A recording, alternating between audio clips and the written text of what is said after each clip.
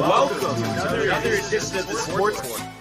And we are back. We got the full crew in the house. That is what it's all about. The Yankees, out of any team in the league, are the best equipped to handle a blow like this. I think there is a higher power at play here. He's due law of averages. That dude is the ultimate scrub. It's trash. Yeah. Every person you have in there is fucking trash. Next game, you're going to see a big performance. You can see it in the end of the game, and I'm just totally stoked and excited for this.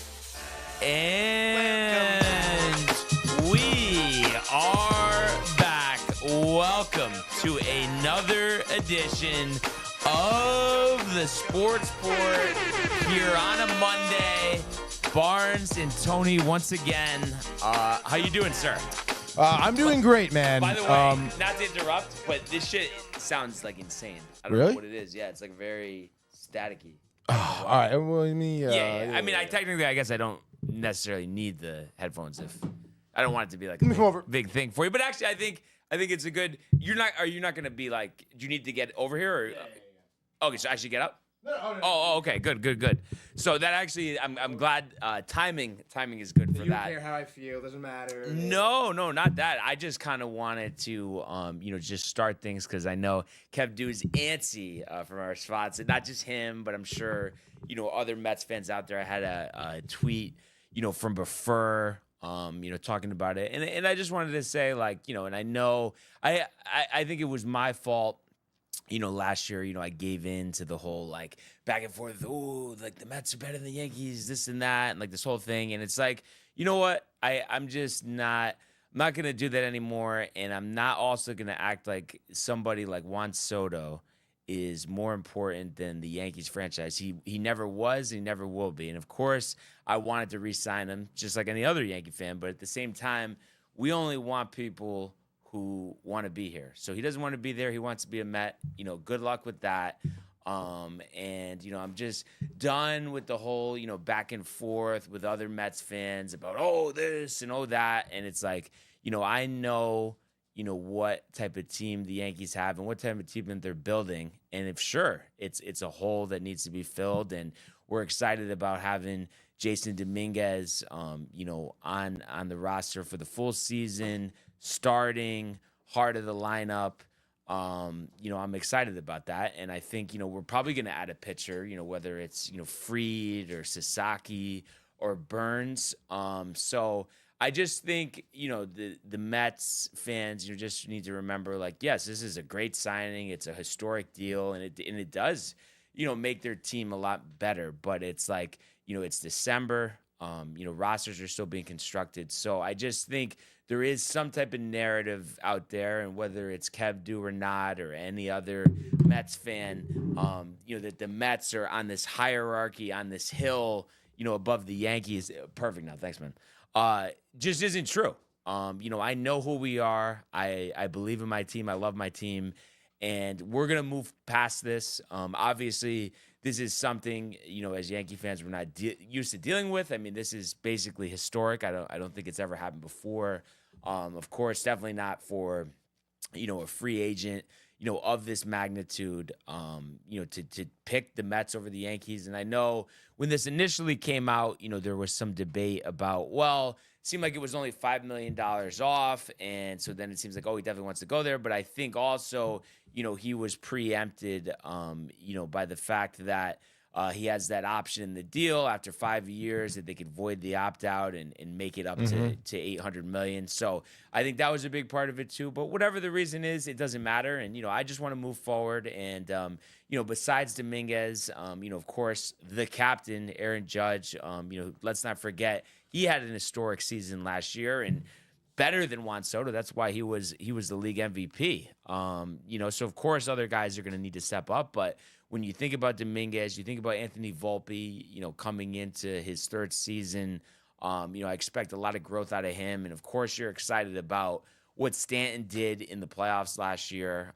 So if he could be healthy for the season, of course that would be, a big impact. And Jazz, full off season, full season under his belt. So there's some guys that you're excited about. And I know, there's going to be a decent amount of moves here. It's not to say that it's going to be anybody crazy. And of course, I mean, Juan Soto was far above, the best free agent out there. So it's not like there's going to be somebody that, we're going to bring in that's going to be better than that. I'm aware of that. I know that. But I think we can still, despite that loss, I think we can still be a better team than last year and possibly win the World Series this year. Because I think, we can have a better roster, and I think there's some addition by subtraction, not by Soto, but by Anthony Rizzo or whoever was playing first base last year, LeMahieu, Ben Rice, and I know he had that 3-home run game, but, other than that, he really didn't do much. So if we get like Cody Bellinger, who, we've been linked to for a while, and there's talks that, that could be linked possibly with Nico Horner, I think that would be a good move, and they're excited about Caleb Durbin. So I think there's definitely some other things to be excited about, and I think it's like we can't just think that because this guy, of course, he was huge in the playoffs, Juan Soto, but to think that takes away from the fact that we were just in the World Series, and at the end of the day, we are the New York Yankees, and like I said before, no one is bigger than the team, and certainly not Juan Soto. So yeah, it was shocking for sure. But I think, honestly, nothing is better than this than, open conversation with everybody talking about it.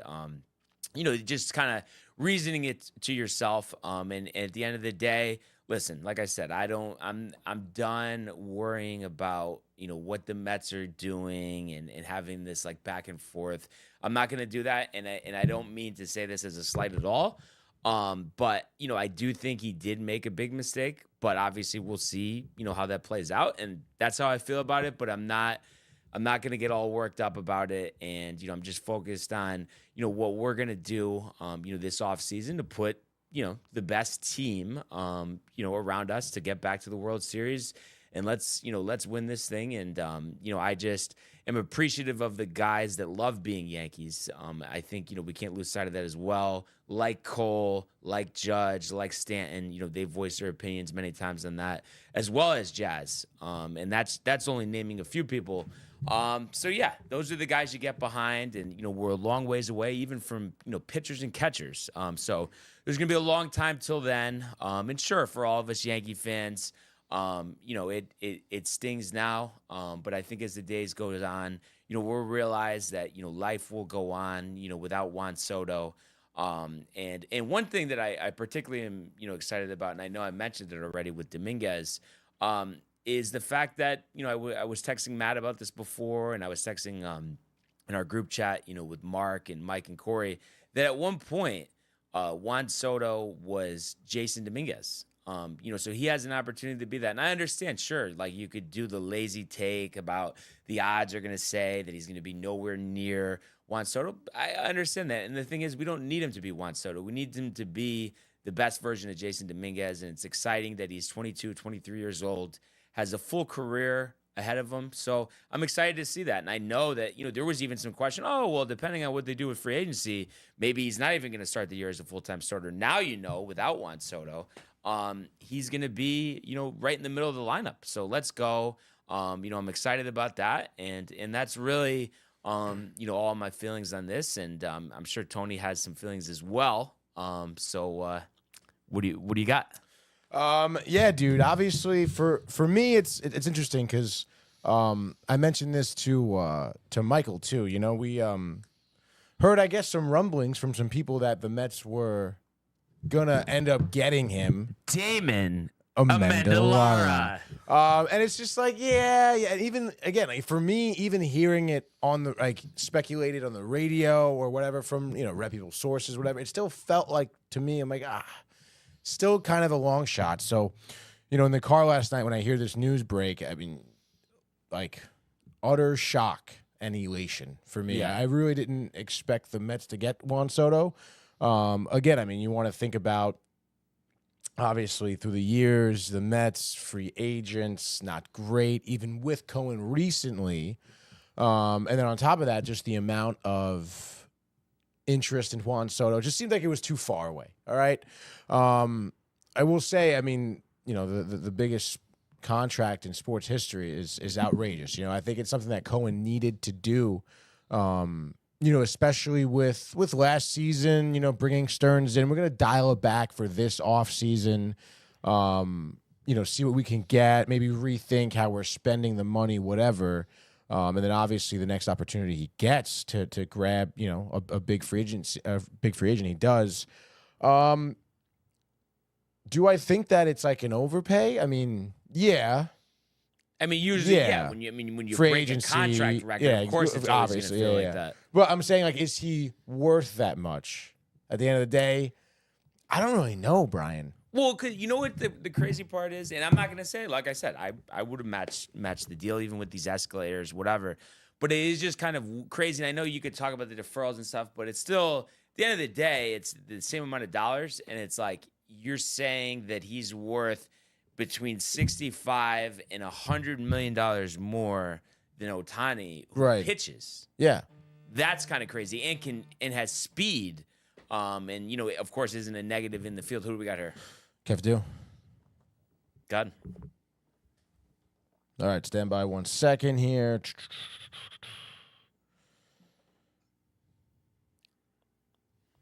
Kev do. You. Kev, hello?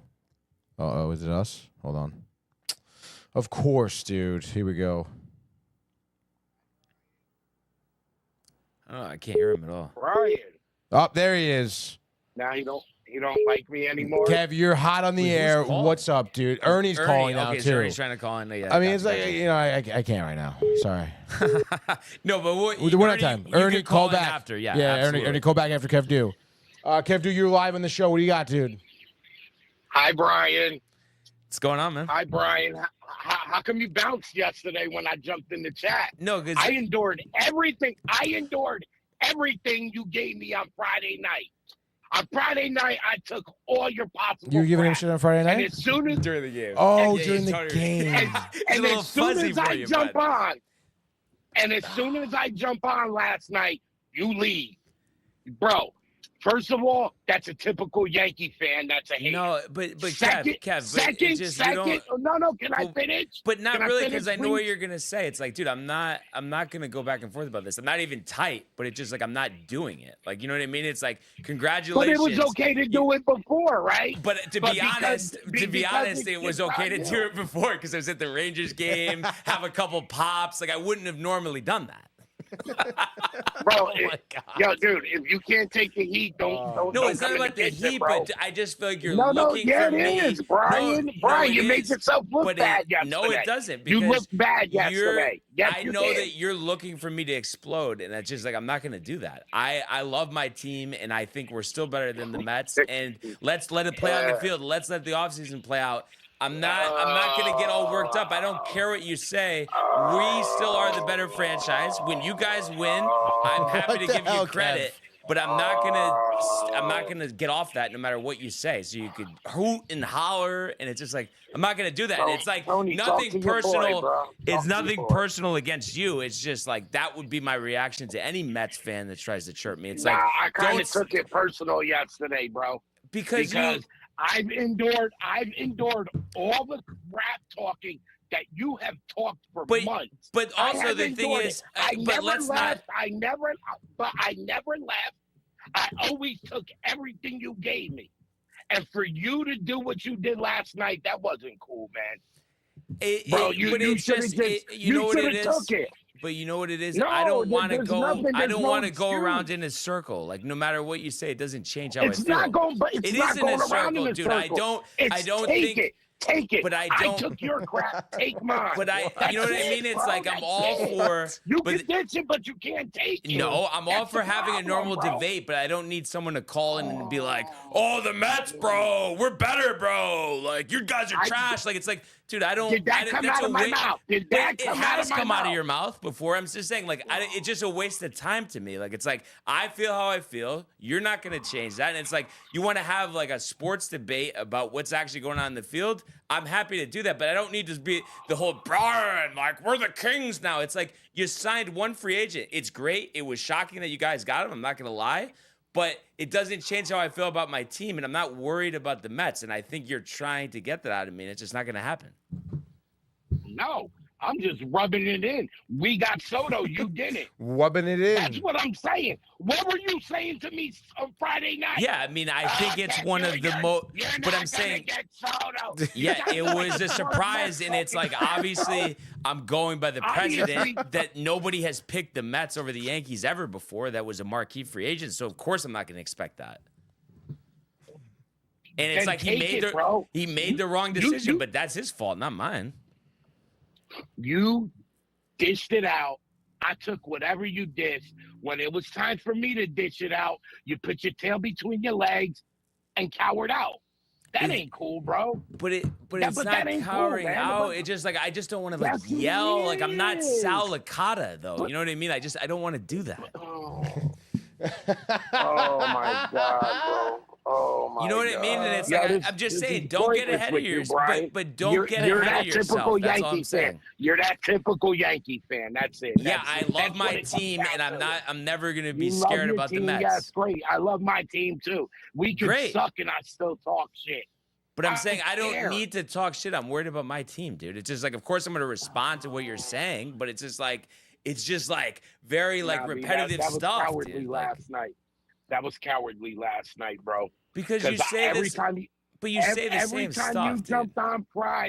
Every time you jumped on Friday, I didn't hang up. Oh, I don't want to listen to this crap.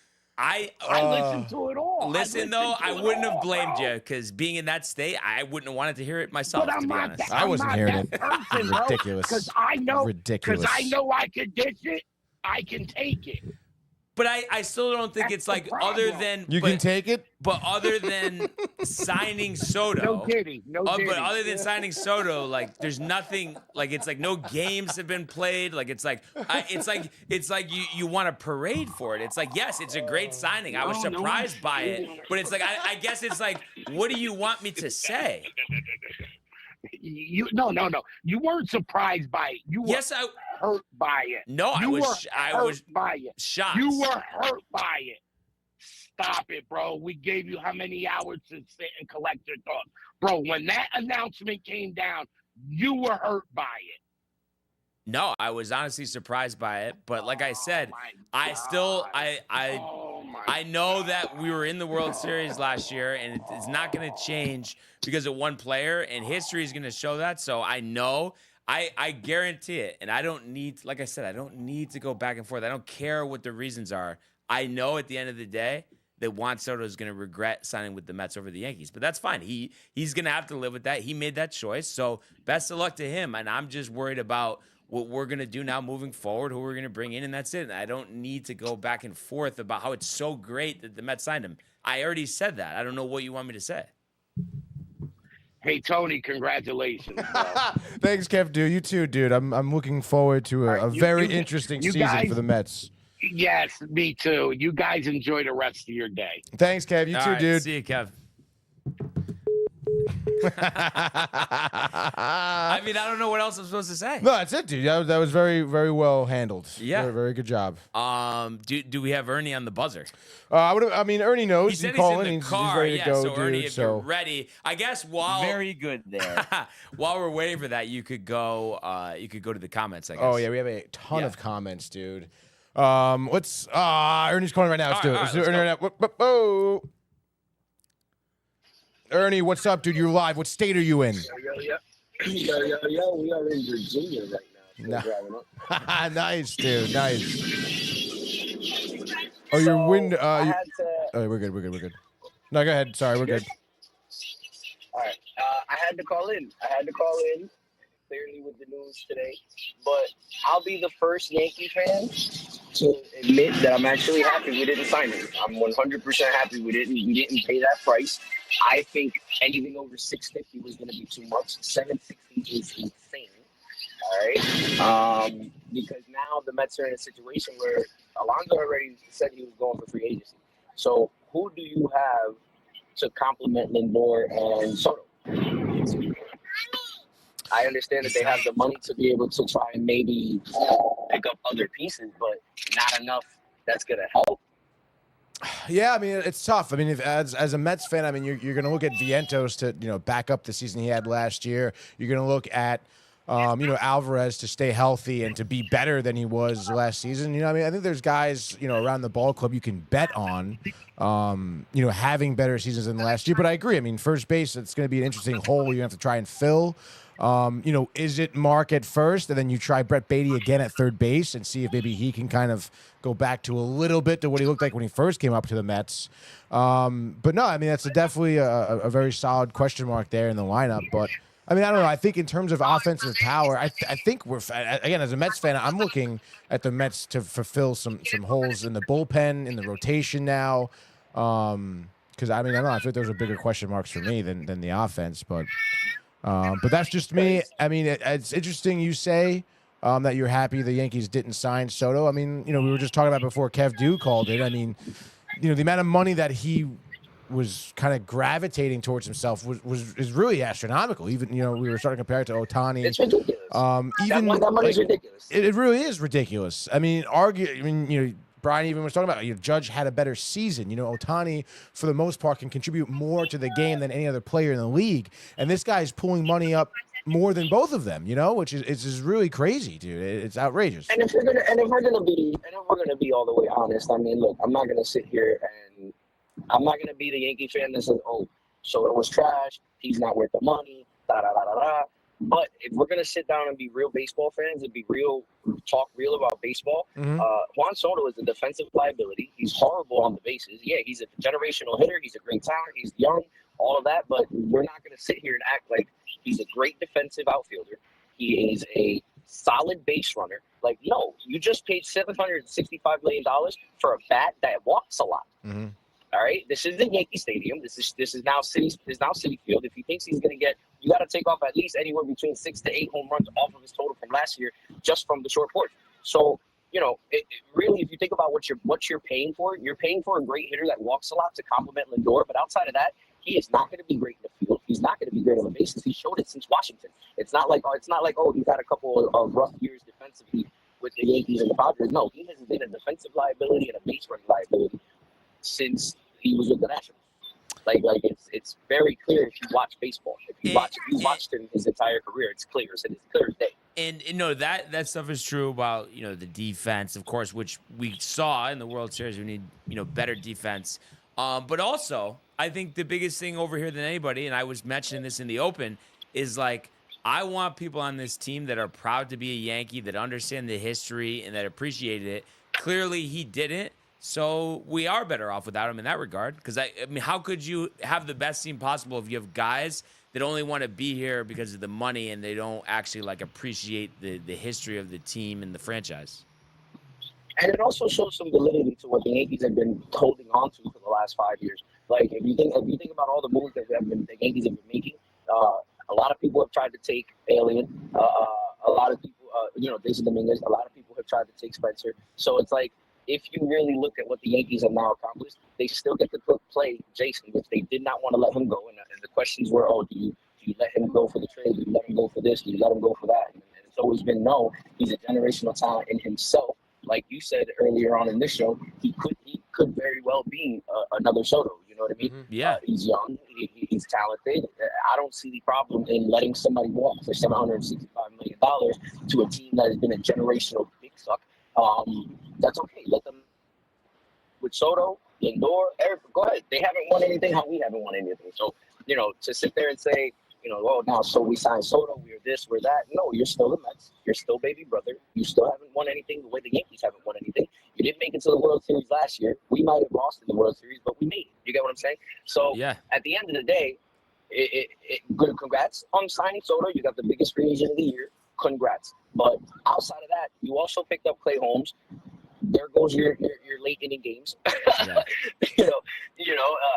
I want to see the Yankees just build out a team. So, can they? In my honest opinion, they can go after Santander. They can go after Teoscar. They can go after Cody. They can sign Fried or Burns. They can even pull a rabbit out the hat and sign Alonso.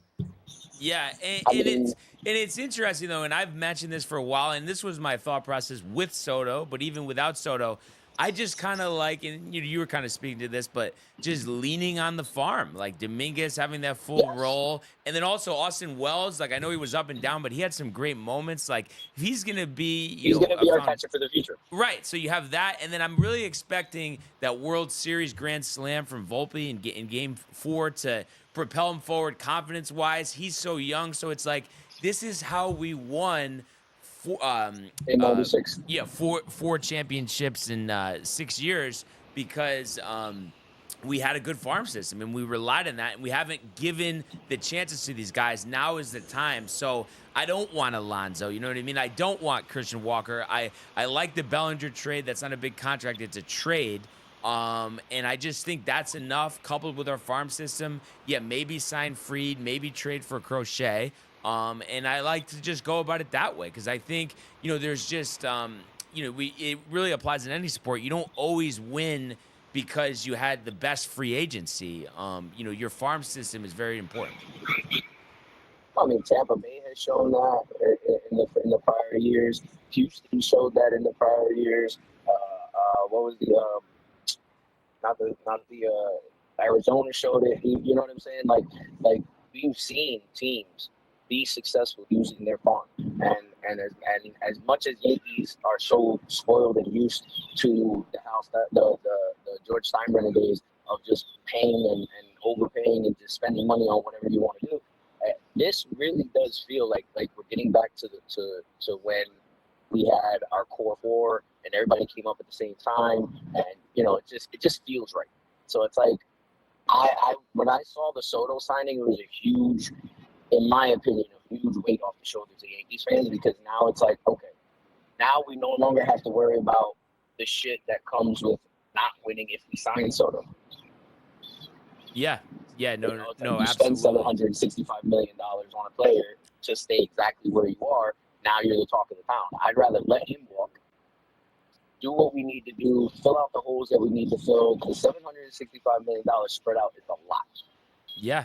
No, absolutely. And yeah, just I think as long as we're careful with these contracts, I think we'll be good. That's why, I'm saying just be smart. And I think a pitcher, would probably be a good idea, like Freed, or Burns. But I just don't want to get too crazy. If the trade market's better, that's fine. I mean, Crochet is kind of exciting.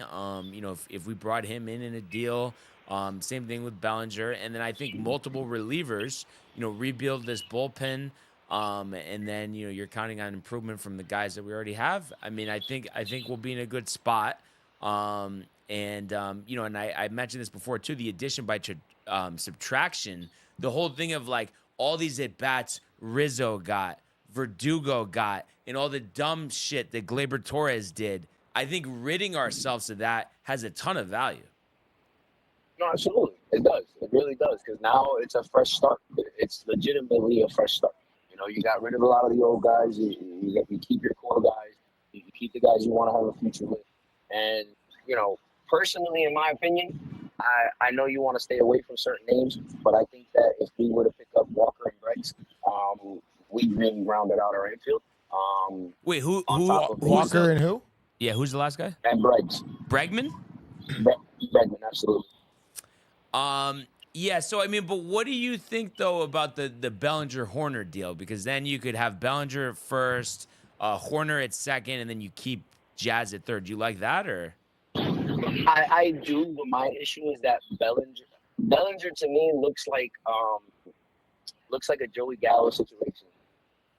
Oh. I mean, I know he did have those tough years. Yeah, I know what you're saying with that. So it's like my worry with Bellinger is signing him and him being a dud. Yeah. I'd much rather go after Walker, who has shown year in, year out that he is a solid first base and a great hitter.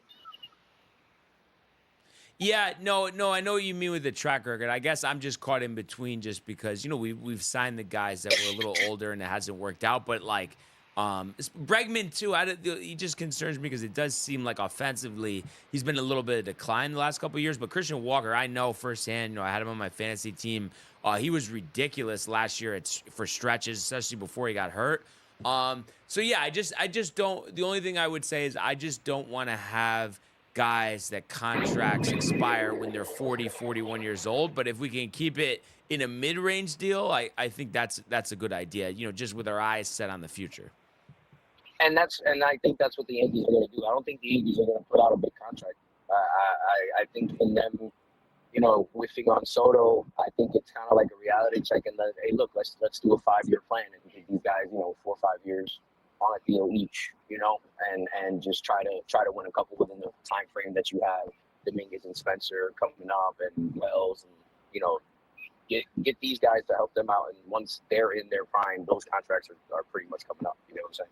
Yeah, no, absolutely. And I think a lot of people forget about Spencer Jones. And I know, the numbers in the minors are solid. Maybe they don't, make you jump out of your seat. But if you look back at history, I mean, look at Aaron Judge's minor league numbers. They weren't, amazing or anything. So it's you can't really go by that. And he has the pedigree that I like. I like the fact that he's left-handed, too. So that's a couple guys, him and Jones. And then really, we don't know how good Volpe and Wells could be. I mean, if they're all-star players, it's now we're talking about a core instead of just being reliant on, a couple guys. I just like the idea of full team. And I really do think Jazz is going to take some steps forward. I love his energy. And I think if he's really working this offseason, better discipline, I mean, I think he can be a really good player as well. Well, he was already a good player. I mean, at the end of the day, it was unfamiliar territory for him, and this is what I was preaching all last season. You have to understand, Jazz is a great utility player. He's good in the bat. He's good in the field. He's a solid player. He brings great energy. But this was his first real playoff one. Yeah. He wasn't getting any of this in Miami. Yeah. No, so you give him a year. You give him maybe 2 years. You give him the experience of playing for a high. A big franchise, a perennial playoff contender. I think if we gave him a year, it's not like he didn't perform. He came out, he did okay. Everybody struggled in the playoffs. We're not going to sit here and say that, he didn't do it well in the playoffs. Okay, he didn't do well in the playoffs, and Judge didn't do well in the playoffs. I think until Aaron Judge does well in the playoffs, we cannot hold anybody who does bad in the playoffs over their head. Yeah. If Soto isn't, if Judge isn't hitting, then you can't sit there and be like, well, where's Chisholm? No, where's Judge? Yeah, and I think too when it comes to Judge, just seeing what he's done, watching almost every at bat of his career so far, it's just listen, the playoffs, he should have been better by this point. It seemed like maybe after that home run, he had in Game 5 before. Unfortunately, they ended up blowing that game. Seemed like he was kind of headed towards that, maybe a couple good games to end the series and possibly make this historic comeback. But I fully expect him to be, really good come next postseason because I think, he really, that's the final piece for him because he has just dominated every level, every statistic. And I think that he's going to be so determined to prove these doubters wrong. And I also think it's going to help is that with Dominguez playing, you now have Judge out of center. Right. I think definitely. You put him back to his position. You put him back to his comfortability. You get him back into his routine of playing his normal position, which then will transfer into the batter's box and be more comfortable. Yeah.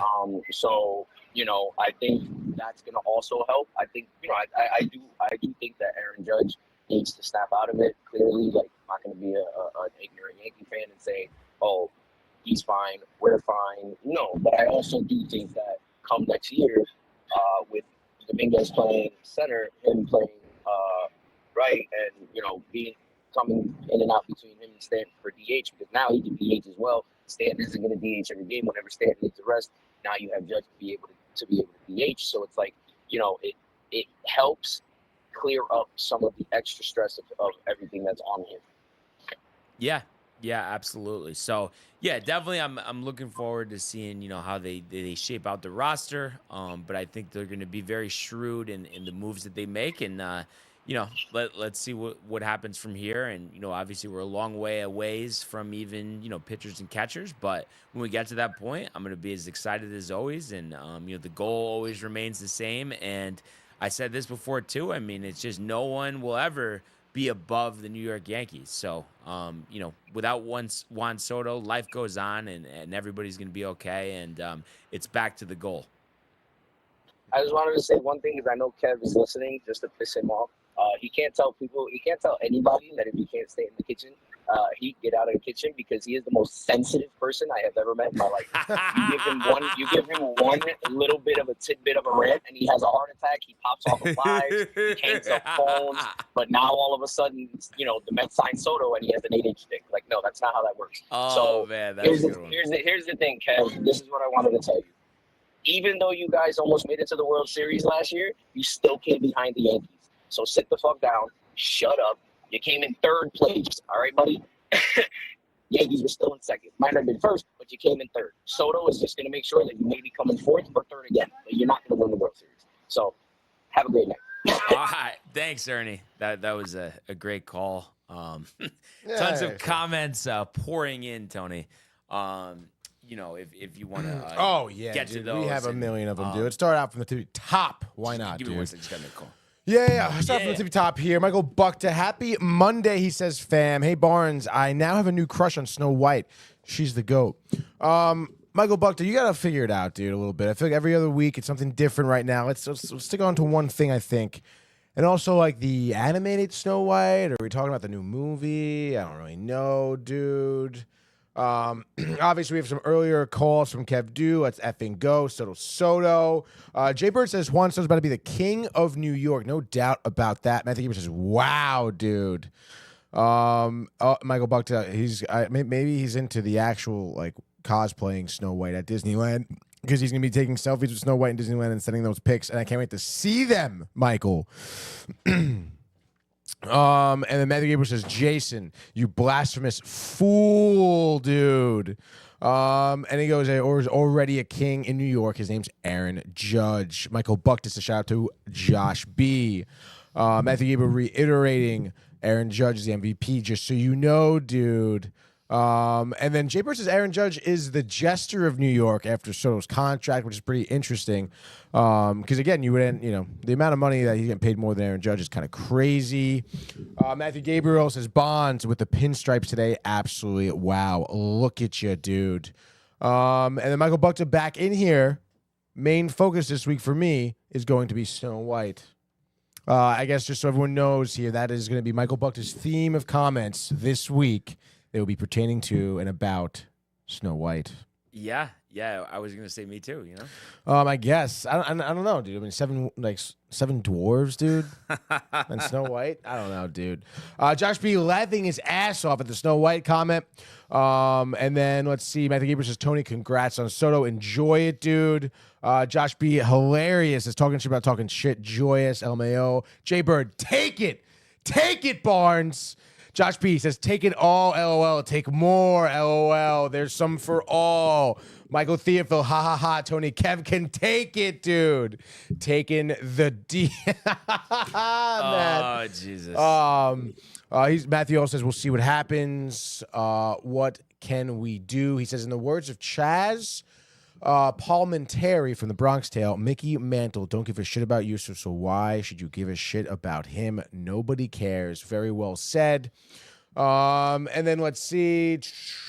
Kev Dude talking shit. So easy for the Yankees fans to say they're happy they didn't get him. It's all cap. Matthew Gabriel says, bro, obviously wish we got him, but we don't, so we got to move on, dude. You're so riled in your baby Mets world.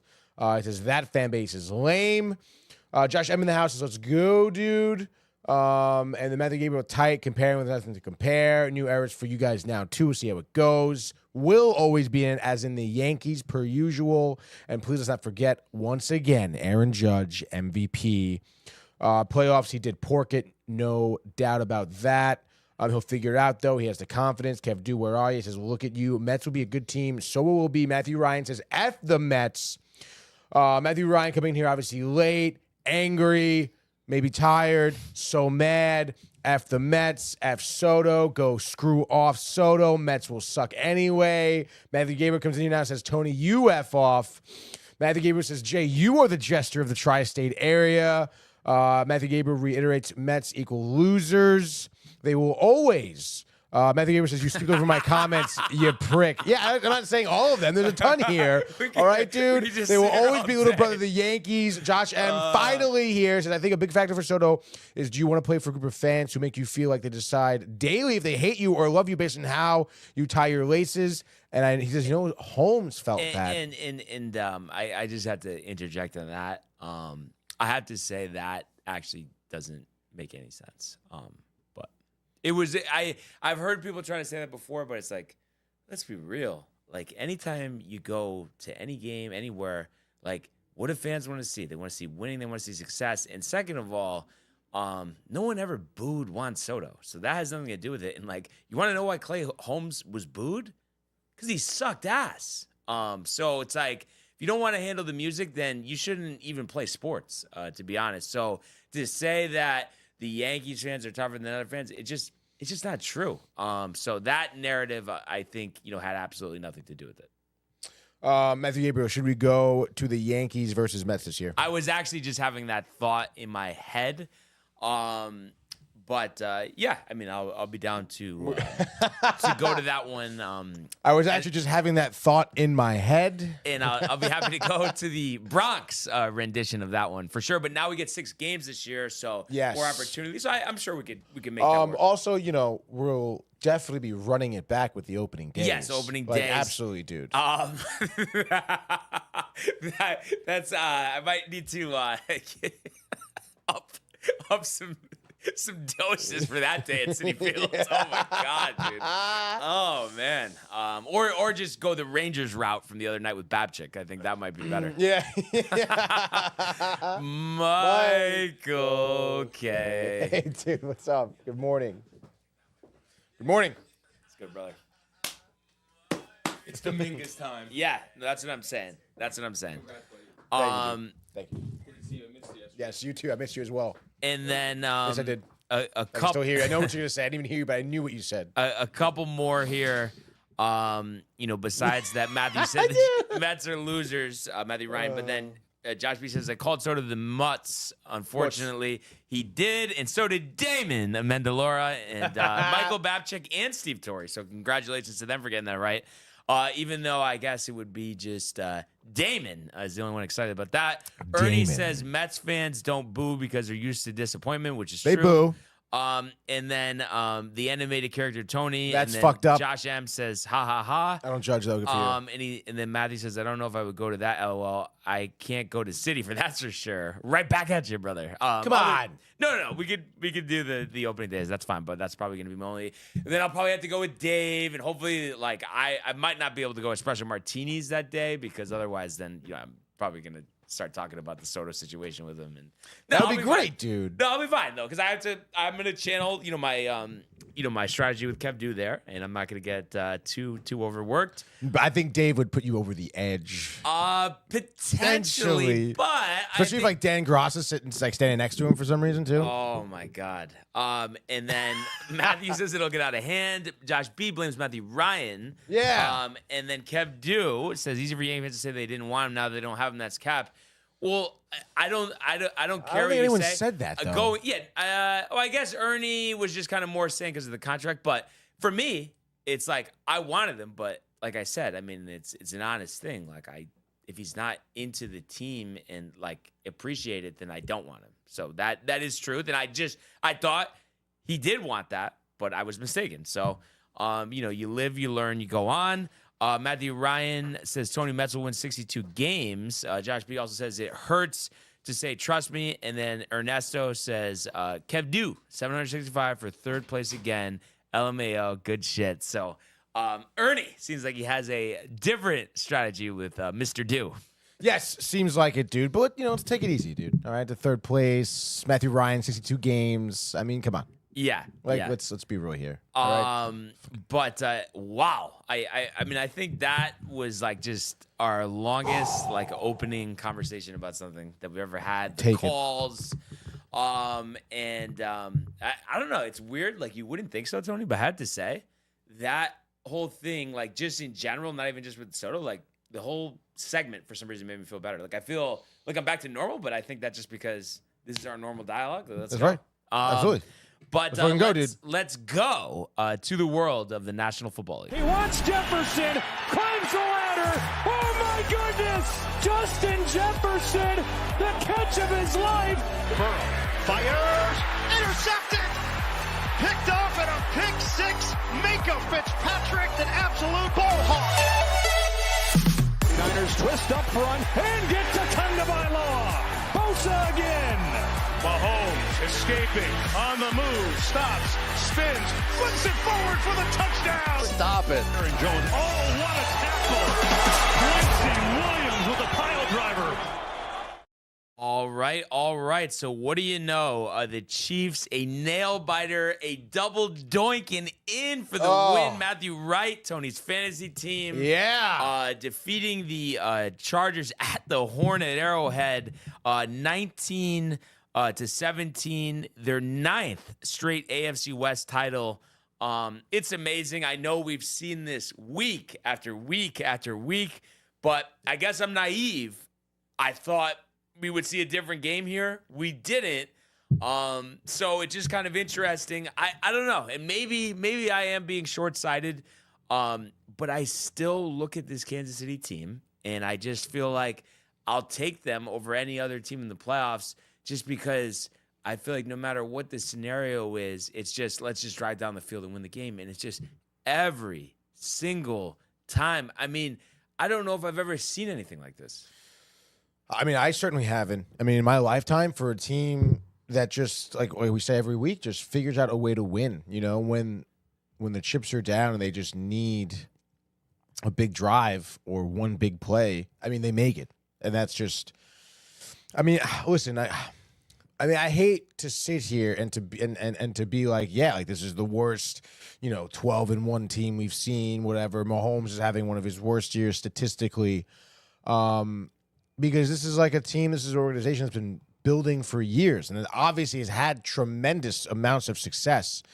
But I mean, I feel like that's because of their success, because of the culture that Mahomes is putting in that locker room. The leadership of the team is kind of endorsing here. Obviously, the coaching of Andy Reid and whatnot, all backed up by their successes. I mean, that's what championship teams are, and championship teams, because of that, are able to come up in big spots and to rise to the occasion because everyone on the team is working towards one thing. And again, I mean, that's just every week they just prove it's just another testament to what they've been kind of laying down here for the past few 6 years or so for the Chiefs. So it's just like, I mean, it's just one of those things. I mean, they're a great complete team, and whoever, even guys that come in and out, that wide receiving room has looked different over the past few years, but every new guy that comes in, again, just adopts their their mentality, their culture, and is successful. Like, no matter what. Yeah. No, and it's even as amazing. And I know, when you think about football, I mean, sure, is the thing that you think about first not going to be the kicker? Of course it's not. But the fact is, Harrison Butker, over the past, however many years, has made so many big kicks for this team. He can always make them. And it's like he's on injured reserve. He's about to come back. But they've had 2 other kickers. They haven't even missed a kick. Mm-hmm. They've made these game-winning. I mean, it's like unbelievable how they're even able to identify replacement players, and they succeed so well. So, that obviously speaks to the culture. And it's just kind of interesting too. It does seem like they've had this trend to this year with these tight games where they're up in the first half pretty significantly. Like they were up 13-0 at the half here. They give up 14 unanswered in the third, and then outscore the Chargers 6-3 with 2 field goals to win the game. So, I'm sure the defenses are making some adjustments, but it's unbelievable. Despite how many adjustments that they make, Tony, that last drive, they can't stop the Chiefs from going down the field. The only time we saw it was against the Bills this year. And the way things are looking right now, especially with the Bills losing yesterday, I mean, Kansas City is going to run, the AFC is going to run through Kansas City. They're going to have the number 1 seed. So it's just kind of interesting. Like, it seems like the Bills kind of match up with them well, but then it's like in Arrowhead, doesn't that change things? Doesn't that almost, I feel like their home field advantage in the playoffs might be greater than any team, maybe short of the Lions? Like maybe that's the closest one? Yeah, I would think so. Maybe Lambeau, But it's like even they won't so, get they the won't. bye, Yeah, so yeah, they're not yeah, going to have any playoff games at home. But I agree, obviously, yeah. that's a ridiculous environment. But yeah, dude. I mean, it is pretty crazy because it's tough with the Bills too. I mean, especially after this week's loss, which we'll get into. But I mean, they are a beatable team. And again, if it comes down to it, if it's like the Bills need to stop the Chiefs from making that one drive at the end of the game, are they gonna? I don't know if they are. I just feel like nobody can. It's like, Right? it's like, but then it's like, but the mid struggle. I just like, it's one of those things. I guess there is no exact answer, and it's like, I don't know if it's like they kind of need to simplify their approach and go what works, because it just seems like if you dink and dunks with Mahomes, you could just drive down the field, throw in a couple Pacheco runs. Yeah. I mean, and you're in the end zone. No, literally, dude. Hopkins, Kelsey, I mean, like, Worthy. Yeah, exactly, dude. It's, like you said, like a couple good plays, you're already in the end zone. Yeah. So, that was definitely very interesting. And Herbert had to leave the game momentarily, was able to gut it out. Chargers now are 8-5, and in a wild card spot right now in the AFC. Looking up, the current playoff picture right now. So, in the AFC, the Chiefs currently are in line for that bye. Then you would have the Bills hosting the Broncos, the Steelers hosting the Chargers, and the Texans hosting the Ravens. So, some compelling, matchups there for sure. And the teams chasing them are at least 2 games back in terms of the wild card. So it doesn't seem like we're going to get much change in that regard, that this is the playoff field that we're going to have. But what do you think about, some of these matchups, the Steelers and the Chargers, the Bills and the Broncos, the Texans and the Ravens? I mean, I think some pretty good football, and I wouldn't be surprised, if all these are tight games. And when I look at it, and I know they played last year in the playoffs, the one game that I could see potentially getting out of hand, or I guess 2, would be the Texans potentially. But then again, being that they're at home, maybe that makes it easier. But I think the Broncos, you would imagine, would have a tough time in Buffalo. Yeah, dude, I would. You said, Texans Ravens is going to be great. You said the matchup, the potential there. Steelers Chargers should be another good one, but yeah, in Pittsburgh, I mean, I don't know how you take the Chargers, and especially you being anti-Harbaugh, right? I'm not going to be anti-Harbaugh necessarily, but I mean, like, obviously, Russ is playing well again yesterday. I know you weren't there yesterday when we were talking about everything, but I mean, pretty impressive win once again. Yeah, dude. Unbelievable. And you must feel pretty good, because I know I do myself, just thinking that we kind of saw ahead on this redemption story. Yeah, dude. I mean, I think it is one of those tremendous things, and it's so interesting too, because it's just like everything just was like pointing to his demise, dude. Like the fucking commercial, Mr. Unlimited, Pete Carroll seemed like he was the right guy, like in that whole quarrel that they had. But I don't know. I mean, maybe it was just, one of those things where both of them need to get out of there, whatever. And then, I guess you're finding a good organization like the Steelers, Yeah. I mean, who knows? I know we always get ahead of ourselves, with projections and stuff. And Michael Bucket was making the 5-year call in terms of how long he could be the Steelers quarterback. But I do have to say, I mean, it does seem like, even though Russ at this point is 34, 35 years old, like, I wouldn't be surprised if they kept him for a couple years. I know a lot of thoughts been, Fields quarterback in the future, but the way this is working, you would think Mike Tomlin, especially being so used to having a veteran quarterback like Ben Roethlisberger for most of his coaching tenure there, would really welcome this and want to continue it. And obviously, I'm sure too, depends on how the rest of the season goes, playoffs. But I still think at the end of the day, sure, there are teams we look at that are better, but I don't think anybody in the playoffs necessarily wants to face them. No, definitely not, dude. And you spoke about Mike Tomlin. I mean, he's got so much experience in the playoffs, and not to mention, dude, I think his ability to kind of pivot and utilize a quarterback that is, almost the opposite of what Ben Roethlisberger was, by the way. Right. I feel like in my lifetime, I guess, we really haven't seen the Steelers have that mobile quarterback by any means. Roethlisberger was that typical just passing QB that we saw, in that era, and then even after that, Pickett or Pickett, right? Kenny Pickett, yeah, or Kenny Pickett. Yes. Mason Rudolph, like, give me a break, Yeah. you know, like so. Dobbs. So for him to utilize Wilson and a little bit of Fields now, I mean, it's pretty cool. Yeah, no, it's exciting. I'm sure the Baker win and the run continuing, Dude, coupled let's with go, dude. the Falcons clunker, must Yes, have given dude. you a good smile yesterday. Yeah, I mean, you got to be stoked for that. I mean, this is it. This is exactly how we drew it up. Like Yeah. so far, Literally Baker, like everything has happened that we expected to happen. exactly, which is great, dude. Like, Yeah. let's fucking go, Bucks. Any concern though? Another 2 picks yesterday. That's just the one thing that I feel like holds them back because he's moving the ball down the field. He's throwing it down. Like, they're scoring points. But what do you think it is? Is he just he just wants to make like the ridiculous play, Yeah. the ridiculous throw, and maybe he should get more comfortable with potentially throwing balls away? Yeah, he does. He definitely Baker does do that, where it's like, it's not necessarily that he's looking for that crazy play, but he's just looking to keep the play alive. Yeah. And to still make something out of nothing. When, like you said, sometimes it is worth it to see, just throw it out of bounds, live to die another day sort of deal. And it's like, 4 picks in 2 games against 2 bad teams, the Raiders and the Panthers, that is. I mean, I guess a little worrisome right now, but I mean, it's interesting because it's like you see those 295 yards, 2 picks. He had 235 last week, 2 picks. No picks against San Francisco, only 116 through the air. No picks against Kansas City, only 200 through the air. So it's like, I mean, I don't know, man. If it's interesting. I mean, is he maybe looking at these games against these bad teams and saying like, oh, like maybe I can take more chances?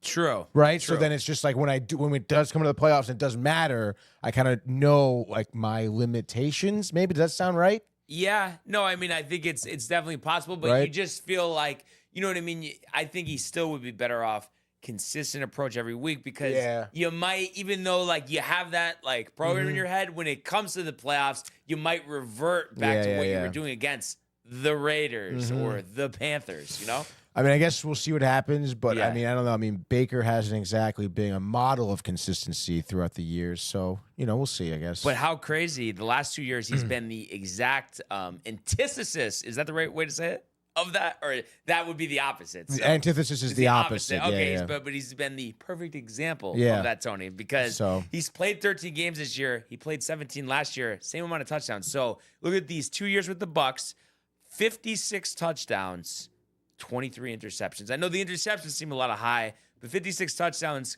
coupled with the fact that we have 4 games left, I mean, that's pretty good production. That's really good production, dude. You got to be pretty happy for him. Like as his career is kind of it has some nice security around it now. And then it seems like Kirk Cousins is heading in the other direction. Oh my God, dude. Kind of crazy. Like I knew, maybe they're getting a little ahead of themselves, but to lose 4 straight games like this, he's throwing interceptions left and right. I mean, it really seems like, I know we still have 4 games left, but the Falcons are completely cooked. Yeah, dude. And I mean, like, I don't know. I mean, for me, again, I know maybe like the Falcons, Cousins, the experience, looked like he was doing well in prime time. But I don't know, just like that team in general just did not really seem, I don't know, like that daunting or I guess threatening to me in terms of their offense. And I was never really a big believer in Cousins. I don't care about, the spots he's had with Minnesota, whatever, regular season, this. It's just someone who's just had issues in the past with turning the ball over. Oh, he has 2 picks in this game, like with just not showing up in big moments. Like, well, you know what? Like, I mean, this is what you get with a quarterback who doesn't show up in big moments, is it not? Yeah. Like, yeah, and it's like, I mean, I just feel like he's one and done there. I know that there's a lot of money, but you would think they'll try to trade him. But then again, so I don't know. It's like, do they bench him now? But then if you bench him now, can you even move him in the offseason? So a lot of moving pieces. And I have something interesting here before we preview the Dallas-Cincinnati game. Just got a text from Corey. He told me to read this off. So he says, just got some intel for you for some Yankee people. Was on the phone with some of my buddies in the clubhouse. But we had over 15 coaches, staff leaving, multiple others let go from the player development within the last month or 2 after the season. Soto's best guy, Javi, literally just signed with the Cubs Saturday as their new first base coach. He was a AAA first base coach and Soto's defensive guy during spring training, and good friend, and his other good friend signed with the Mets as the video guy 2 weeks ago. All three of them were together consistently during spring training. Soto saw how they treated Torres and saw everyone leaving player development and didn't want to be a part of what's going on with everyone leaving them behind the scenes. Been bad for a couple of years. There's one player tried exposing it a couple of years ago, never caught traction.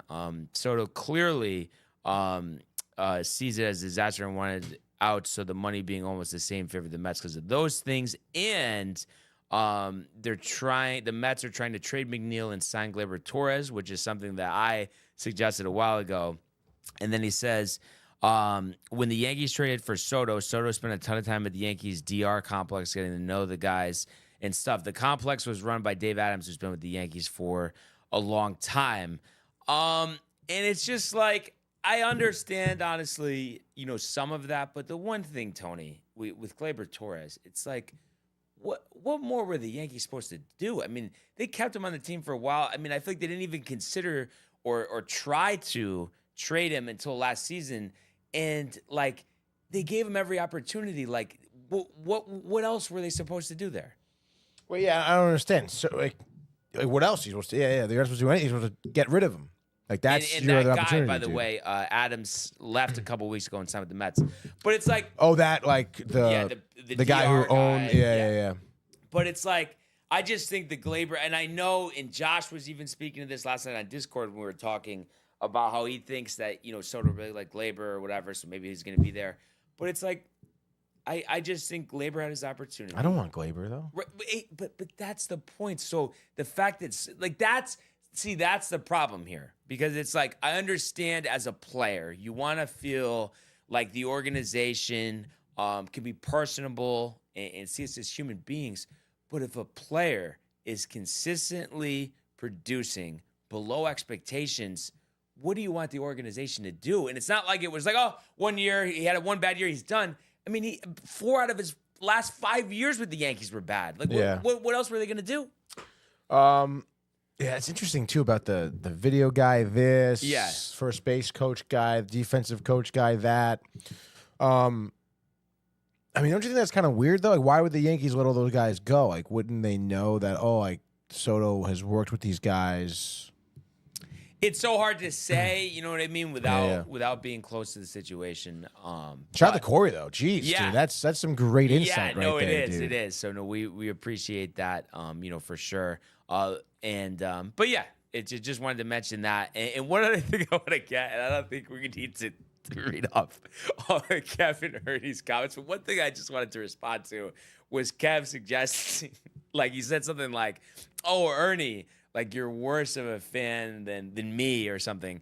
And it's like, I just don't understand how you could call me a bad fan. I love my team. I've said that from day one. And it's like, I don't have any obligation to the Mets. And maybe, sure, at times, like, it seemed like, the haterade's out, getting too much. And maybe I was, riled up from other people. But at the end of the day, I'm not required to be a fan of the Mets. And I will always give my honest opinion of things. But it's just like, I don't understand as a fan what else I'm supposed to do. Like, it's like, I'm not a Mets fan, so I'm not going to be like all like hot on the Mets. And I just think it's reasonable, just like how we would look at any team in any sport, that you're going to judge them on what they do. So the fact that until recently there hasn't been much success, that's the way that I viewed on it. And I even said, and Tony, last year was a ridiculous run. Like I said, they did well. That was the first time I feel like I really saw them play above expectations and get so close. So that was good, but it's like, I don't, you know what I mean? Other than that, I don't see why I would be like required to like sing praises or how that would make me a bad fan. I mean, it just seems like that's just like a little ridiculous. Yeah, no, it is a little ridiculous. I don't know. I mean, I have heard this morning, I think it is kind of funny though that like even Ernie was saying it too, but there was quite a couple of fans that call in the ESPN radio and they're talking about like all the things that are bad about Juan Soto. Yeah, no, and I'm not saying that. No, I know you're not. I know, but the people that do that. But it's just, it's like, I mean, come on. I mean, I understand, like, I mean, if I was a Yankee fan, I would be like, yo, so like, what the fuck? Also, you know, like you're saying, dude. Like I thought, like again, watching the Yankees last season, like you would think that Soto was buying in to the Yankees organization, dude. Right. Like just as a place that he would want to be. And I understand, you know, obviously understanding now that there's going to be like, you know, some behind the scenes guys that he was very friendly with that aren't going to be there anymore. That makes sense as to maybe why he was shopping elsewhere and he was taking other deals. But still, I mean, you know, you still would have thought that he would be with, you know, the Yankees after last season. And if I'm the fan of the team, I'd be like, dude, that's like that is kind of fucked up. Like, not for nothing. Like, you went to the World Series with this organization. The whole fan base was praising you, dude. Yeah, no, exactly. And that's why I didn't understand why Josh M was saying that. Like, there was not one negative thing during the season from the Yankees fan base about Soto. Oh, yeah, definitely Everybody not. Was, Definitely it was not, love dude. at first sight, And of it's course. especially like, you know, the postseason woes you had, I mean, weren't necessarily because of Soto. Not at all. Not And at it's all. like he was being praised even more because, Yeah. you know, he was making big plays at the plate. And again, like Aaron Judge, like kind of wasn't. You had other players that were not doing well. So, again, you just even would have thought that Soto would have felt even more loved, though. Like, yeah, exactly. So that's why it's like if there is a criticism of Juan Soto, and I think it's fair for us as fans to say that we feel like maybe he doesn't appreciate us, and it's like he's saying the Mets are so much better, and I know things change every year. It doesn't matter all the 100 years before. I understand that, but it's like clearly we're working with a better track record here, and he's like completely dismissing it. So you could say you feel like that's a little short-sighted. I mean, that would be one thing you could say, but overall, it's like it's not like, oh, he's a terrible player. It just feels like we weren't appreciated, but that's okay. It doesn't need to be more than that. It's business. I think right, and I think that we as fans, we can like our team. We don't have to root for any other team. And, you know, as long as, especially doing what we do, having a show, I can be objective. And I was objective. And I know that they had a good season last year. And I'm just giving my honest opinion. Obviously, it changes now with Soto. But kind of coming into this offseason, I questioned if it was sustainable. We'll see, you know, what other moves did they do? That was my question mark, was like, you know, you have guys like Iglesias and Minaya and Quintana and Stanek, you know, playing these big roles. And it's like, and Tyron Taylor, it's like, well, are they going to do that now? But now it seems like you bring in Soto, maybe they add some other pieces. It seems like they're focused on improving the team. The one thing I would say, and I don't know if you agree with this, Tony, and again, they might add some starters, but I think that part concerns me. I don't know, you know, if they're going to bring back Minaya or not, but thinking you're getting big innings out of your starting rotation with Clay Holmes and Frankie Montas, that doesn't seem like a good plan to me. No, I hate those signings, actually. And it's tough, dude. I mean, you know, again, when Ernie was on earlier, I think we were talking about it. It's like, I mean, pitching, like you said too. Yeah, I mean that is the biggest concern. Yeah, I mean, your starters, your bullpen. I mean, you were getting some crazy outings from like Stanek in the postseason, right? And it's just like I can't believe it, you know. Diaz was fired up. Obviously, you know, you ended up having Minaya Quintana labor through starts. Obviously, David Peterson had a career year. right. Yeah, you want to build upon those things. As I'm watching Johan Santana get signed to the Mets here over your head. I was like, but, I don't think he's still playing. Yeah. It's like you need that. You need that big signing. You need a big pitcher. You need a starter, an ace who's going to be like your lights out guy. Yes, again, like you want Peterson to come back and look like he was looking last season. How much confidence do I have in David Peterson to do that? I don't know, maybe 60-40 in the favor of no, honestly. Like at 50-50 at best. Kadai Senga is also a huge question mark. Again, showed, you know, obviously some perseverance, the injury, coming back for the postseason. Even, you know, again, his ability to adapt to what, you know, Mendoza was using him with as a starter, kind of having Peterson follow him up, like that kind of weird dynamic duo he would have as a starter, whatever. Like that worked out, so that's cool. Maybe there's some, you know, again, some light at the end of the tunnel for you know, Kadai to stay healthy and to be dominant, but still, like, again, like how much confidence do I have in that? 60-40 in the favor of yes, maybe, you know? Yeah. And the guy hasn't exactly, you know, stayed healthy since he's been with the Mets here. So Yeah. Yeah. Like, like how much confidence do you have in these guys? Clay Holmes, middling confidence. Freaking Montas, middling confidence. Doesn't it, like, I know we've seen guys like move to the rotation, like I guess Jordan Hicks did last year. What was it for the Giants? Mm-hmm. But it's like, doesn't it to you, like he's never been a starter? Like, I guess way back he was a starter, but just because he's been a reliever for so long, it's like, doesn't it seem almost kind of like ridiculous? Like, yeah, no, Clay Holmes is going to be our third starter. Like, it just like. That's so weird. Yeah, like it just doesn't. I don't know. I just don't see that. So I don't know. I mean, I guess we'll see. I don't know if the Mets are just poaching like minor league coaches from the Yankees too. I don't know. I don't know what the deal is. Yeah.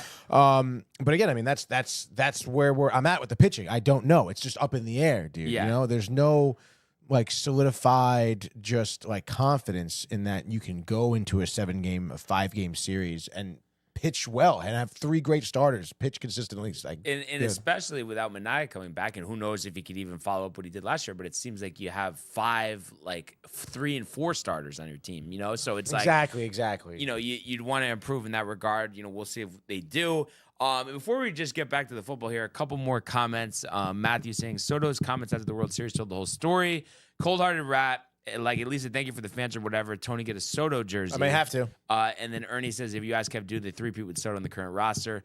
Yeah, and I think that's true too. Like, he's talking about this stuff with Torres and the guys behind the scene. It's like, there's no way that anybody could tell me that the Yankees last year did not treat Soto like gold, and as well as did us fans. So that part is ridiculous. And I don't see how.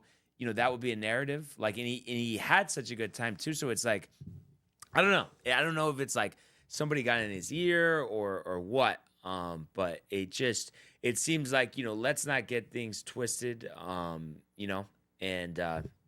it's surprising, but very surprising. We move on. That's all we could do here. So not exactly the who's who on the gridiron tonight, Tony. The Bengals, the Cowboys. I think there is a Manning cast for this one. Absolutely, dude. Any juice for you here at all, other than just fantasy football? Is your matchup secure? Or? Yeah, I kind of locked up my week here. So I mean, in terms of juice, I guess a little bit. I mean. Well, now that I'm thinking about it even more, but it's like Bengals. Like, I wouldn't be surprised if the Bengals lose this game, honestly. But obviously, watching Burrow and Jamar Chase and the Bengals offense is always exciting. Oh, it's great. No, it's great, and I do have them for fantasy. But then another league, I'm playing against them. So the matchups are like one matchup is close, the others are secure. I should rally because remember all season I've been talking about this is like the worst fantasy football season I've ever had. Mm-hmm. And I actually want to just check this real quick right now, but I should be rallying. I was outside looking the in run TCA league in terms of the playoffs, but I think I'm moving up from 9 to 8 because I'm winning. But one league I'm going against Burrow and Chase. I'm projected to win by 10, but it's like you never know if they can go off. But then at the same time, it's funny that you said this about the Bengals losing the game. I look at this spread of 4.5, and it makes me want to run to the kiosk to bet the Cowboys. Honestly. Right? Like if we not watch what the Bengals have been doing, not to say the game's not going to be close, but like they're going to basically win by a touchdown on the road. Like no way. I really wonder like what the thought process is for the bookmakers behind that. I mean, that's actually a great question. Maybe they just want to entice you just to bet. Why not, dude? But yeah, I mean, you would anticipate that plus 4.5 would be pretty tantalizing. Well, and also too, shouldn't the Cowboys be like way more jacked up for this one? Because I know basically all intents and purposes seems like it's over, but I mean, like if they do win out, like you would think they would have some type of shot to maybe sneak in.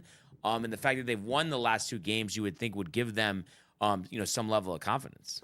Are they trying to sneak in though? Like, is that smart? I mean, when you win, no, I mean, I don't know about, but you know what it is too. Think about it. McCarthy on the last year of his deal, and these players, sure, not knowing what their futures are. If you have a chance to go to the playoffs, I mean, the player like. You know what I mean? They're going to get riled up and try to do it. No, definitely. I mean, I think there's a ton of players in the team, on the roster, Rush, Dowdle, that need to prove themselves for sure. So yeah, I would agree with that. Why not, dude? They're going to try to go hard. And obviously, so the Bengals, I suppose, right? I mean, the Bengals aren't going to be phoning it in. How about this? Like, I guess, again, this is fantasy, but I have more points in the TCA Fantasy League than the number one team in the league, and he's 11-3, Bear the Rottweiler. Wow. And I'm 6-8. Oh. Kind of crazy. That is kind of crazy, dude. But again, that's just how fantasy works. Josh B, by the way, hype for the Simpsons broadcast tonight. I totally forgot about that. They are having that on Disney Plus. I did forget about that too. I remember when they did the Toy Story 1 last season. And Ernie saying it's a hook number, bro. How's that? The hook, dude. But yeah, so let's do it, Tony. Let's do a Monday Night Football frenzy. Yeah. Here we MF and go. It's MNF here. Some Monday Night Football around the NFL, dude. What a way to cap off Week 14, Ryan. Let's get right into it here. I know the matchup. What is it? Did it just change to 5.5? No, I think this may be one of those things where opening line. It says 5.5. Wasn't that the opening line? Yeah, it says the opening line. Okay, yeah, it's smart by ESPN. Put the opening line up there first. Yeah, definitely, dude. So let's go. Speaking of opening here, the Dallas Cowboys, 1-5 at home, are going to be hosting your Cincinnati Bengals, who are 3-3 on the road, 4-8 on the year. We know about their woes. 3-game losing streak. Losers of 4 of the last 5. Can't handle it. Bengals just seem like one of those teams that just find ways to lose this season. Cowboys, Brian said, the back-to-back wins, the divisional wins, Commanders, Giants taking care of business. Dowdle being a big part of the running game right now. Is there maybe a new breath of life in Dallas, and are we going to see that transition to a W here tonight, Brian? Yeah. I think Mika's healthy. He's jacked. He was talking about he wants to bring the whole team back, including Mike McCarthy, which is interesting because I swear a couple weeks ago he completely called him out. So I think what happens here, the confidence in Dowdle, the defense stepping up, and I think, sure, Cincinnati will score some points here, but I think Dallas will try to control this game, control the clock, run the ball effectively, get the play action going with Cooper Rush, finding CeeDee Lamb. So I think, ends up being a tight game, but I think Dallas ultimately will prevail at home here. So I'm going to say we're going to get Dallas taking this game 28-24. So it's going to be the Cowboys and the over. 28-24, dude. All right, if I had to guess here, 2024, so that is the over. Yeah. Bengals kicker, McPherson. IR. Fuck. I'd say give me the Cowboys here. Just because of McPherson out there. I don't even know who I'll say it. I don't know who the kicker is, but he botches at the end. I think it's going to be 28-27. Missed field goal, time expiring. Cowboys, 3rd win in a row. And just like that is your Monday Night Football frenzy. And I could be mistaken, but I feel like I've chunked a couple of the last Monday Night Footballs. And by the way, I'm just looking at the roster here for the kicker. I'm thinking Cade York will get elevated because I saw McPherson was IR. Whatever the case may be. But so your picture at the end of the game, let's say it's York, he's lining up for it, 45 yards. Yep. That's going to be a Joe Buck. It's blocked! Yeah. It is blocked! There really is nothing more exciting than a blocked kick, I'm not going to lie. That's the Rams honestly blocked one yesterday. Boy, were you surprised? Maybe they're going on the run, huh? I mean, they hang in there, still one game back in the division. Week 18, they play Seattle. So that could be a win and in. That is huge, dude. And they won earlier, so I think if everything stays the same, they would have the tiebreaker if they win that game. The Rams is so crazy to me too, because again, the roster is great, the coaching, we spoke about it, whatever. And again, the tough start to the year, the injuries, but it's like even with guys healthy, they weren't playing well. All of a sudden, like that Nakua, Cup, 1-2 punch, and then their running back. Who's your boy? Williams, Kyron Williams, dude. I mean, geez, what do you have? 20 carries yesterday, something like that. I mean, they were just using him very well, and I don't know. It just seemed like out of nowhere the Rams look like they were like what they were last year, honestly. Yeah. But it's just like I don't know, how much confidence do you have in that run happening? Yeah. No, I mean it's I think honestly, I don't know what they're gonna do in the playoffs, but I think they're gonna beat Seattle in that game and end up winning the division. I honestly do. I just Seattle, and I know they won yesterday, but it's the cards. We talked about relying on the cards, and also too. I mean, come on, Tony. Like I know at times it looks good, but you really have that much confidence in Geno, big spot, 2-minute drill, kind of almost what I talk about with Lamar all the time. Like I just don't see that. I'm rooting for the run, dude. I mean, I feel like the Rams can handle it. Yeah. Like they have obviously Stafford, him by himself has the ability, the mental capacity to handle the run, Yeah. So, exactly. Having a coaching staff and a quarterback as well that have won a Super Bowl, so they know what it takes. And right now, actually, too, if you think about wild card, Washington potentially could slip up. They only have a 1-game lead, over the Rams, so that's also a possibility as well. And if you look at too, in terms of the NFC playoff picture, Lions with the bye, Eagles would host the Commanders, the Seahawks would host the Packers, and the Bucs would host the Vikings. And what's interesting about that is, maybe you want to say, I guess, you would think that the Eagles would take care of business against the Commanders, or if they end up playing the Rams. But it's like I like the lower seeded team in the other two games in terms of the Pack as a 6th seed. And the Vikings, I mean, we didn't even talk about this. Darnold, 5 touchdowns yesterday, 11-2. I mean, talk about ridiculous, dude, huh? I mean, I feel like any doubts with Darnold have been crushed by this point. And it seems like we're setting up for a big payday here for him. Whether it's the Vikings I was going to say, do you think he sticks with the Vikings? I think it depends how the rest of the season goes, but you would almost think that it's at least a thought now where when this season started, like that's not happening at all. Darnold. What do you think, though? Do you think they're considering that now? Yeah, I would. Yes, absolutely, dude. Because it's like, I know, like, we want the young guy, rookie contract, all that. I don't give a shit, dude. But when you're winning, like, I feel like you just leave that. Who's alone. there? Who is the young the JJ McCarthy?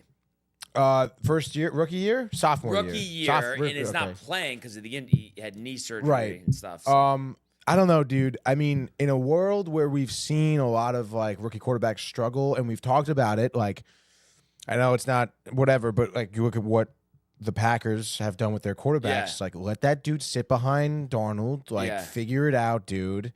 And not to mention, like I would imagine Justin Jefferson is feeling pretty good.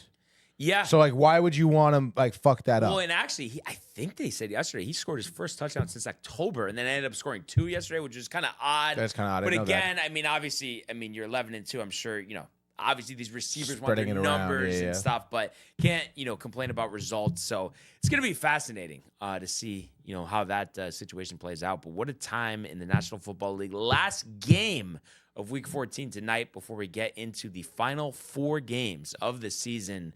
But let's go now to the world of the National Hockey League. And I was thinking, speed, here he comes. McDavid shoots, top shelf, he scores!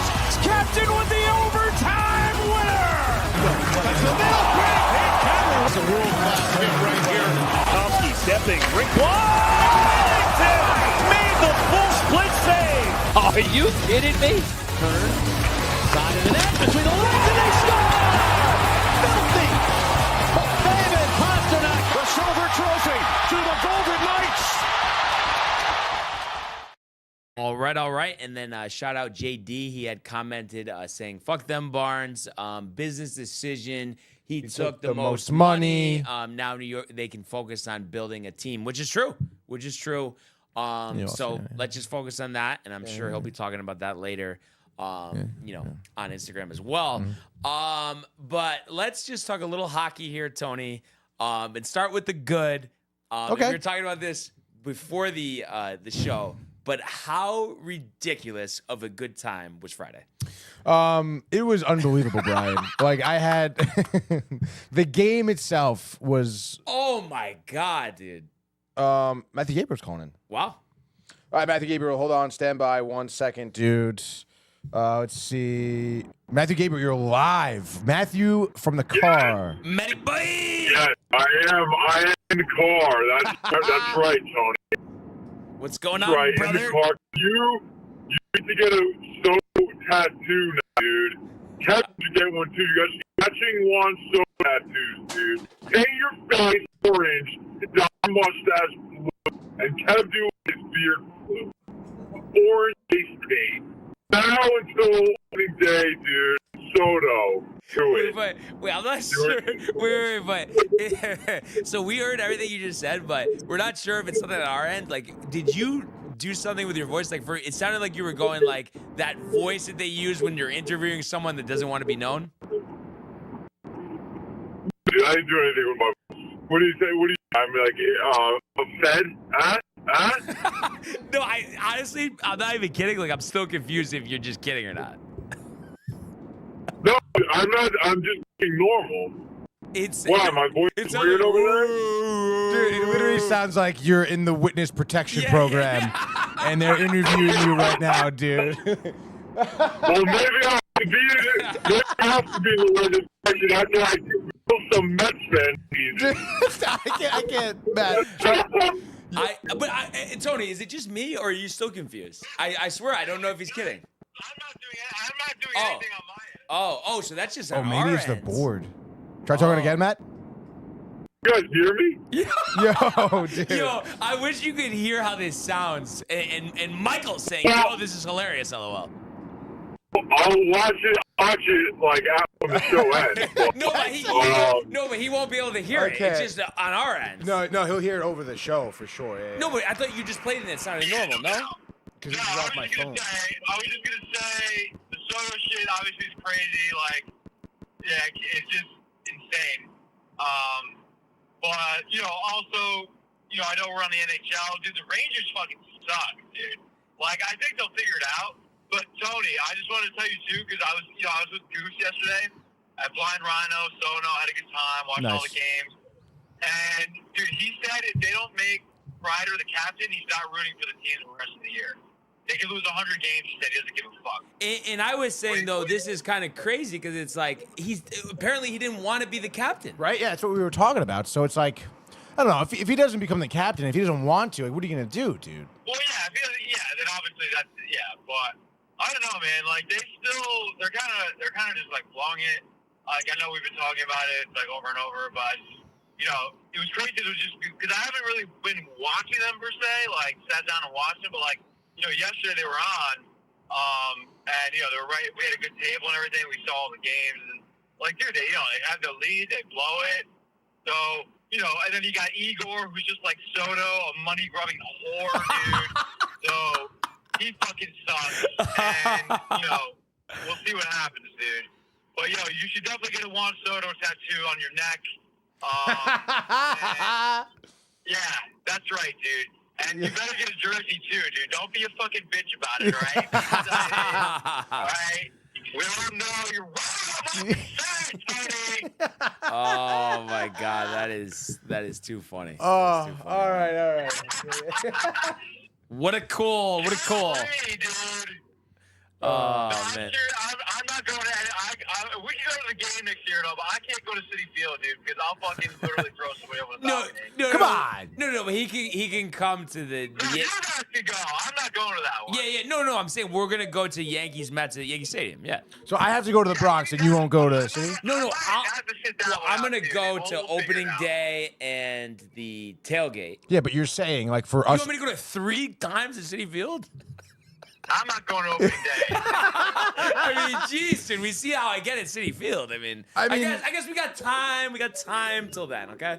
Nothing but time, dude. Nothing but time. Yeah, nothing but time. That's for sure. That's for sure. Oh my God. All right, well, yes, boys. I just want to, give my 2 fucking cents. And, Kev Do, if you're out there, I'll see you out there. There we go. That's right. And let's go Yankees. Come on. Just like that, dude. Yeah, so love that. But yeah, what I was getting at is, the game on Friday was great, and it was like, and I know we were talking about this before the show, but it was like we saw a completely different team that we haven't seen in weeks, and then unfortunately, that team, dude, came back yesterday when they gave up 7 goals. So it just kind of leaves you in a funny place. But the only silver lining is, you are playing the Blackhawks tonight, so you expect to kind of take care of business there. But back to the game for a second. Just so exciting, so back and forth. The fact, too, that Artie stepped up. I know overall he's having a good year. Oh, yeah. But it didn't seem like he was, on fire. And then that game, it really seemed like he really did catch fire. But I have to say, yeah, of all the Rangers games I've been to, that was the best one by far. Great environment. Yes, dude, it was a great environment. Best game I've ever been to, I would say definitely in a very long time, I would say. Yeah. I was there when Mika had 6 goals. Oh, well, that was pretty fucking wild. Yeah. But the energy was big. Dude, the energy was awesome, dude. The people around us were great, too. Because we were kind of moving our seats around, too. And the guy behind us was, I guess, trying to get his buddy to come it was there, too. But it was just hey, you snooze, you lose sort of deal. When the seats were open, we moved before you. You have no claim to these seats. But it all worked out. Definitely a little tight. In terms of the space? Yeah. You think a lot? Well, I don't know. Do you think it was do you think the seats are the same and just because we had people next to us? Or do you think the ones in the 100 level are wider? I think they're a little wider. Wider, yeah. Yeah, I do think so. Well, you thought your legs were tight. Tight, dude. But honestly, when you go to Jack Dempsey's before and then you meet up with, Babchick at Legends, dude. The mezzanine. You kind of don't think about those things. Exactly. When you're having a good time, and yes, the game itself, I mean, the pregame, the crowd was into it. The guy who sang the national anthem, I don't know that because that's not the normal guy. Remember the normal guy is the bald baritone guy. Yeah. This guy was some other opera guy, and he was great, dude. Jacked me up for the national anthem. They did some type of service thing, right, for the service member of the game. Not Leach. Who was it? Was it Graves? Maybe. I think it was. It was Adam Graves. Yes. Yeah. So that was kind of cool to see him in the Jumbotron, dude. And the game itself, dude. I mean, I was just so. It was just our seats were great, dude. 217. Yeah. Got to remember that section because you got the Rangers scoring your side twice. Yeah. And to be honest, second period to look down the ice was perfectly fine. You had a great angle at actually to see the whole side, and you just saw exactly because they scored 2 goals in the second, right? Yeah. So to see those happen, even at our standpoint, I mean, I saw the goals literally so perfectly. So it was a great vantage point to watch the game. And it even worked out the fucking bar was right there, the bar stand, in between periods. I gotta wait 10, 15, maybe 20 minutes to get a bit. No, right away. Right there. Walk up, walk back, and you're chilling. It was such a tremendous experience, dude.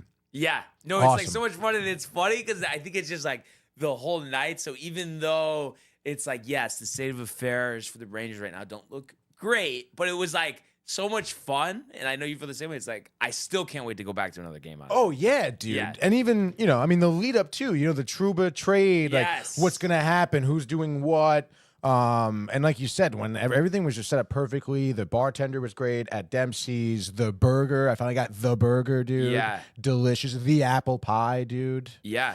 Oh. The Reuben was amazing. The Reuben, yeah. That's right. I forgot you got the Reuben. The espresso martinis were good. He hooked us up with the one in the house, which was kind of nice too. Yeah. Well, the car bomb in the house, right? Car bomb in the house, dude.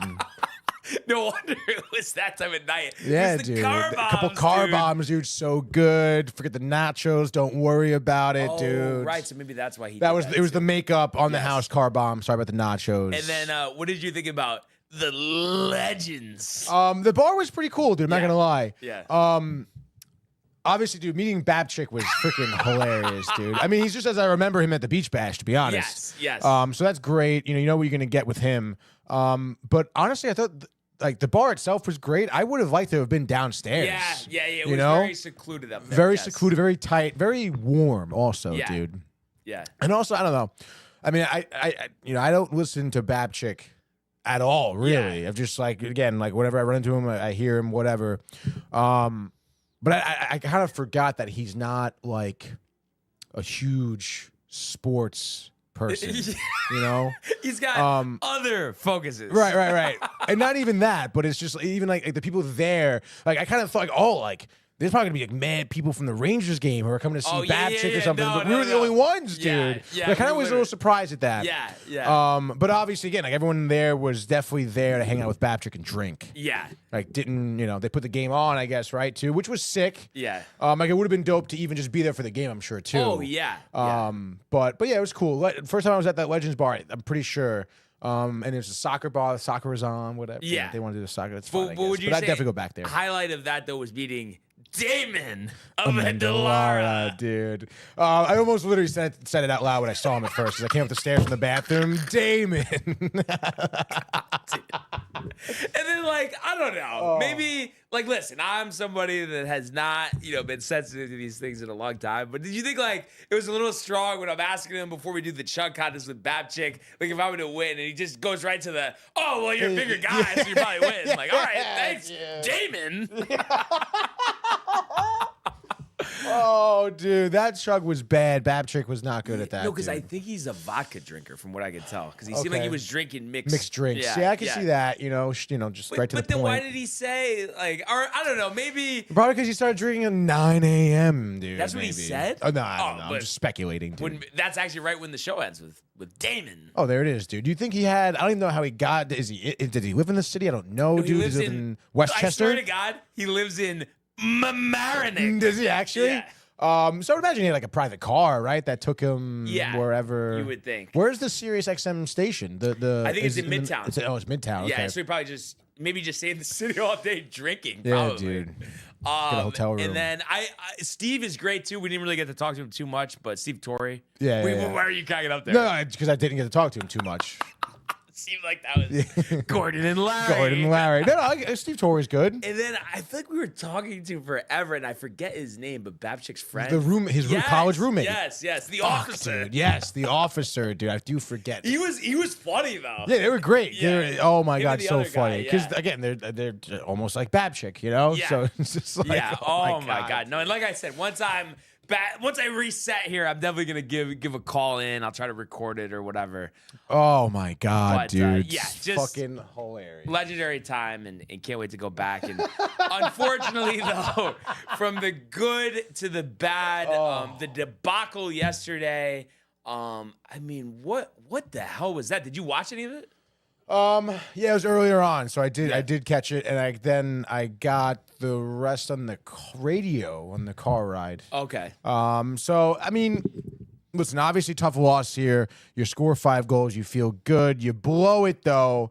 You give up 3 unanswered at the late in the second period here.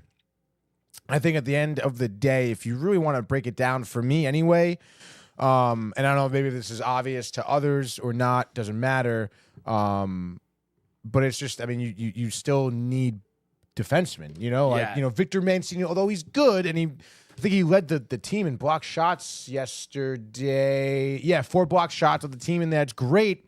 But you still need, and again, Kendra Miller contributing offensively, goal and assist. Adam Fox, 2 assists. That's great. But you need, I mean, not for nothing.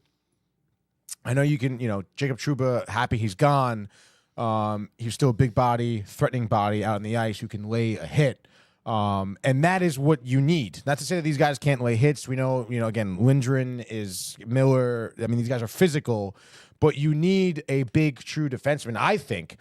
And certainly someone who can clog up some more shooting lanes. I know you didn't get, the Kraken, that is what they have, maybe 20 shots on goal, right? You did good opportunities in stopping them from having opportunities offensively, but it's still like I think you just need that big defenseman, dude. You need a huge body to lay some hits. I'm not sure how many hits there were in this game. For the Rangers, 16. So, again, you want that to be fucking 30, dude. Right. So let's go. I mean, you definitely need to amp the team up, I think, in that regard. I think the fact that you're scoring 5 goals is good, right? Because again, that was a problem. Scoring was a problem, dude. Yeah. And I think who had was Miller's goal on the power play. I forget, but you were 1 for 2 on the power play. say? It was Trocheck's goal Oh, on the power Trocheck, play, okay, which great 8th goal there.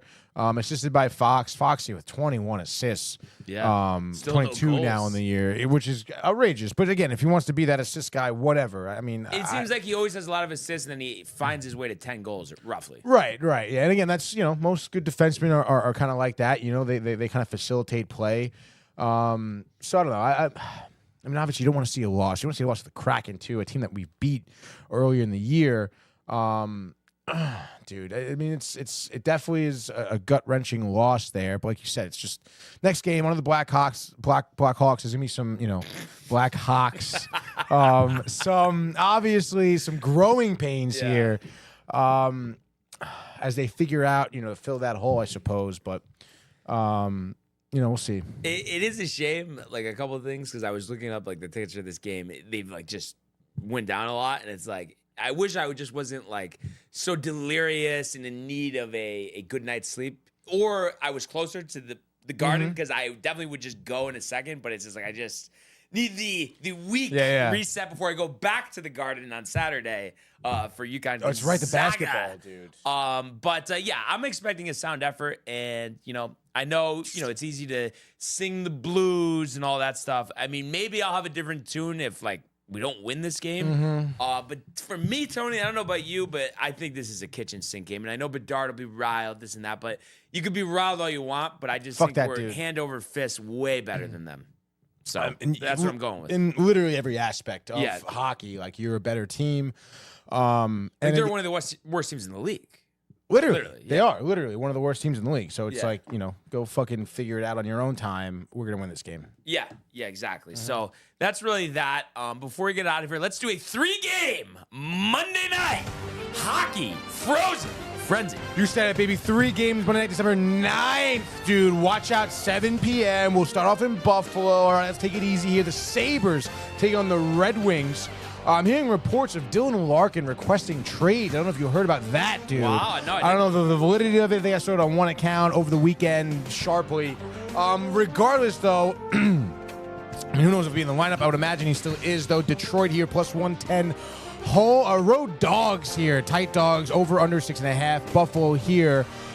Losers of 6 in a row. Let's see what we got going on here. If I could, in just one moment. Hold on.